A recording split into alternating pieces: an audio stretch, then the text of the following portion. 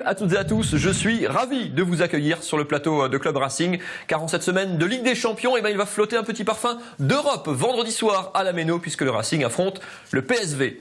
Bonjour Fernand Weber. Bonjour Mathieu. Le PSV Fernand, alors pas le PSG ni le PSV Eindhoven de la Ligue des Champions de votre prime jeunesse. Le PSV, le Poiré-sur-Vie. Racing, le Poiré-sur-Vie. C'est l'affiche de ce vendredi, match à 20h à la Méno. C'est le dernier match de l'année 2013 pour les hommes de François Keller qui termineront cette année par un déplacement à Dunkerque. Ça c'est pour la semaine prochaine. Pour comprendre les enjeux de cette rencontre, on va jeter un coup d'œil tout de suite au classement de ce championnat de national. Le Racing est 14e avec 13 points, les Vendéens 16e avec 11 points, 2 points derrière donc. On rappelle évidemment que les 4 derniers sont relégables. Le Racing est sur le fil depuis quelques semaines. Fernand, un match contre un concurrent direct, c'est ce qu'on appelle généralement un match à 6 points. Victoire obligatoire, un match qui se joue en plus un vendredi 13, c'est le match de la peur. Le match de la peur vendredi 13 pour les deux quand même, hein. Donc c'est pas plus le match de la peur pour le Racing Club de Strasbourg que pour nos amis du Poiré-sur-Vie, Poiré-sur-Vie quand même, puisque vous avez révisé. Oui, tout à fait, hein, du côté de l'ouest entre La Roche-sur-Yon, Nantes par là-bas, Ligue Atlantique, etc. Donc c'est vrai que ce match est très très important, vous l'avez dit Mathieu, hein, il y a quand même les deux équipes sont en bas de classement, il y a 2 points qui les séparent, si on compte justement sur ce point qui nous manque en ce moment, on va discuter, si je ne me trompe pas, le 19 décembre par rapport à ça.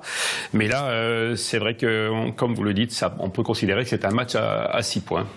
D'autant plus que, on va dire, que ça va conditionner un petit peu l'ambiance du côté de la Méno. Le Racing qui joue donc ce match ce vendredi soir à 20h. Dernier entraînement ce jeudi matin du côté de la Méno. Vous voyez, dans le brouillard. C'était évidemment ambiance hivernale comme sur toute l'Alsace. On a demandé à Gauthier Pinot, le défenseur du Racing Club de Strasbourg, justement, quel était pour le groupe l'enjeu de ce dernier match à domicile de l'année. On est invaincu encore à domicile, donc on veut le rester jusqu'à la trêve pour l'instant. Voilà, il nous faut ces points et puis après on essaiera d'aller en chercher aussi à Dunkerque, mais on se concentre aujourd'hui sur le match de demain et prendre ces 3 points contre le Poiré, ça va être important. Et Gauthier Pinot qui effectivement nous fait remarquer que le Racing est toujours invaincu à domicile cette saison en championnat, puisqu'il y a eu une défaite en Coupe de France contre Nancy. On va s'intéresser à l'adversaire, Fernand, du Racing, ce vendredi soir, le Poiré-sur-Vie. J'ai fait un jeu de mots que j'avais déjà fait en plus, j'ai un petit peu honte, mais ça fait partie des adversaires qu'on découvre. C'est leur 3e saison en national. C'est une équipe qu'on avait un petit peu enterrée peut-être parce qu'ils étaient lanterne rouge pendant de longues semaines. Et puis leur début de saison effectivement a été très très compliqué cette année. Oui, c'est vrai, ils ont eu une très mauvaise entame et ils ont d'ailleurs mis beaucoup de temps finalement à remporter leur premier match, puisque là, vous l'avez dit, ça fait 2 victoires, mais les 2 victoires d'affilée, et ce sont leurs 2 dernières rencontres en l'occurrence. Et donc cette avant-dernière rencontre à Uzès, où ils ont eu quand même pas mal de chance aussi, hein. Il y a eu un tir sur la transversale, il y a eu un arrêt d'un penalty de la part du gardien, ce qui fait qu'à un moment donné, alors qu'ils étaient dans une situation délicate, ils ont réussi à tourner justement, comme on a dit d'ailleurs l'autre jour par rapport à Racing, au Racing la roue tourne, et là elle a tourné aussi, et ils ont su dans la foulée rebondir à domicile encore une fois et faire 2 victoires d'affilée contre Fréjus Saint-Raphaël, ce qui est quand même pas n'importe qui, sauf qu'à Fréjus il faut quand même le reconnaître, il manquait l'un ou l'autre joueur. Je crois qu'ils ont été amputés de 4 ou 5 joueurs d'ailleurs de taille, et bon c'est facile des images justement de cette victoire. Ils se sont imposés 2-1, effectivement on disait c'était pas tout à fait l'équipe de Fréjus, c'était pas tout à fait. Par contre pour les images, les quelques images que j'ai vues, moi aussi, je les ai trouvées vraiment bien en jambes, mais en tous les cas surmotivées. C'est une équipe qui va être très très difficile à jouer, et c'est une équipe qui finalement a un fond de jeu qui est très très intéressant. Par contre, il est à signaler quand même qu'il y a un élément qui m'avait beaucoup plu, c'était leur attaquant de pointe, Hervé Basile, je crois, et qui est d'ailleurs le meilleur buteur de l'équipe, mais qui sera suspendu contre le Racing. Et je pense que ça, quand même, ça peut être un élément essentiel. Du côté du Racing, toujours des soucis d'effectifs pour François Keller. Vous le voyez sur ces images. La bonne nouvelle de la semaine, c'est le retour de Guillaume Gauquelin, le gardien titulaire qui tiendra sa place vendredi soir. La mauvaise nouvelle, par contre, c'est l'absence de Jérémy Grimm qui est suspendu. Alors Jérémy Grimm qui avait pris la place à côté de Billy Modeste en défense centrale, puisque Ludovic Goliard est blessé, puisque Milovan Sikimic est blessé. L'absence de Jérémy Grimm, du coup, Fernand, oblige François Keller une nouvelle fois à toucher à sa charnière défensive. On n'aime pas cette poste un peu clé qui fait partie vraiment de la colonne vertébrale d'une équipe.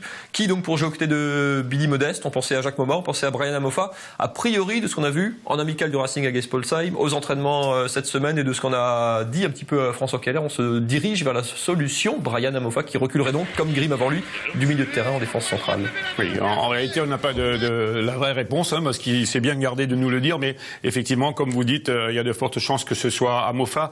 Mais enfin, François Keller est habitué depuis maintenant plusieurs semaines à être obligé de toucher un peu partout, et Dieu sait si justement toucher sans cesse à la défense, c'est pas évident. Toucher à la charnière centrale, qui plus est, c'est encore bien plus difficile. En tous les cas, si c'est ça, s'il a opté pour ça, il recule un milieu de terrain défensif, il le met dans l'axe. Du coup, il y a 3 postes qui restent les mêmes au niveau de la défense sur 4.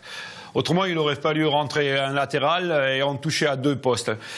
C'est peut-être la meilleure des solutions maintenant. À lui, encore une fois, de trouver le meilleur des panachages au milieu de terrain. Et là, c'est comme on disait tout à l'heure, c'est un grand chantier qui existe depuis le début. Mais enfin, on a toujours réussi plus ou moins à trouver des ressources dans l'adversité, justement, par rapport à tous ces joueurs qui manquent depuis le début de la saison. Et après tout, pourquoi ça n'irait pas? Il y a aucune raison. Il faut savoir s'adapter. Il faut savoir s'adapter, mais c'est vrai qu'on aura du coup demain soir à la Méno une fois de plus une composition, quoi qu'il en soit, complètement inédite, pas forcément dans le 11, mais en tout cas dans la disposition sur le terrain. Écoutez, François Keller, dans lui, il n'a pas spécialement mal à la tête tous ces changements, au contraire, ça le fait cogiter. Quand tu as des soucis d'effectifs, il faut être un peu plus ingénieux. Et donc ça t'oblige à trouver de belles solutions. Donc voilà, il faut saisir les opportunités quand elles se présentent, parce que comme on a un effectif fourni, parfois après il faut attendre et pas forcément, on n'a pas forcément toujours la possibilité de jouer quand on est le plus en forme.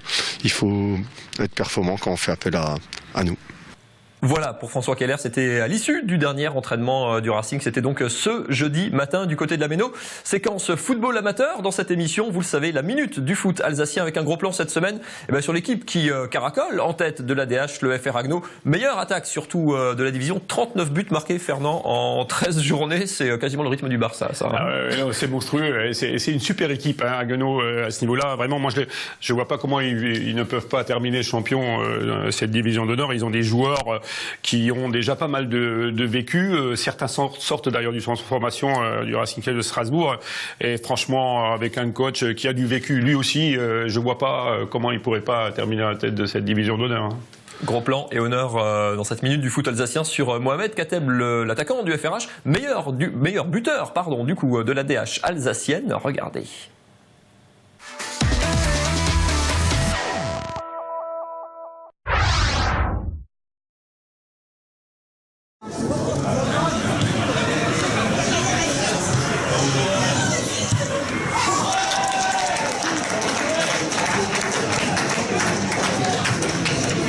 Kateb, 30 ans. Je suis milieu droit ou milieu offensif, ça dépend du poste. Donc, je joue à FR Agno. Depuis cette année, j'ai évolué en Allemagne en senior. J'étais à Balingen en Oberliga et ensuite à Kiel. Et l'année dernière, Jean-Luc Kleinman m'a demandé d'intégrer le groupe et pour former une équipe pour jouer en montée.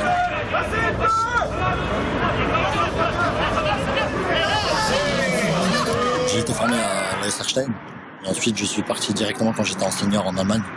Donc j'ai évolué toute ma carrière senior là-bas. Je suis focalisé sur notre équipe à nous. On a un très bon jeu, on est très solidaire. On a de très très bons joueurs. J'ai la chance aussi d'avoir de bons coéquipiers qui me donnent de bonnes balles. Donc ça aide. Mais après, sinon au niveau des équipes, voilà, c'est assez costaud, on va dire, physiquement.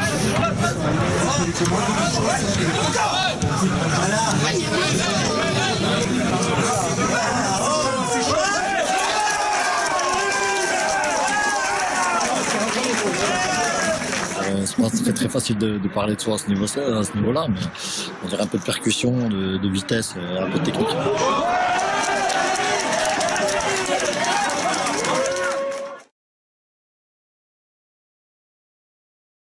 Voilà, et vous le savez, désormais, après le reportage sur la minute du football alsacien, il y a le jeu pour gagner ni plus ni moins que votre voyage à la Coupe du Monde de football au mois de juin et de juillet prochain. Pour préparer vos valises, eh ben, c'est pas si compliqué. La question, elle, est très très simple. C'est la même d'ailleurs depuis 2 semaines, enfin pour ce mois de décembre. Dépêchez-vous, parce que le tirage au sort du mois de décembre a lieu le 20.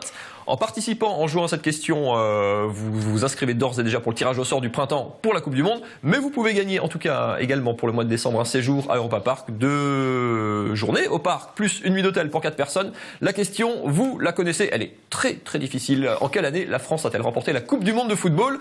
Vous envoyez l'AFA 1 au 7 32 32 si c'est en 1998, l'AFA 2 au 7 32 32 toujours si c'était en 2002. Fernand, vous ne donnez pas d'indice. Non, je vous l'interdis.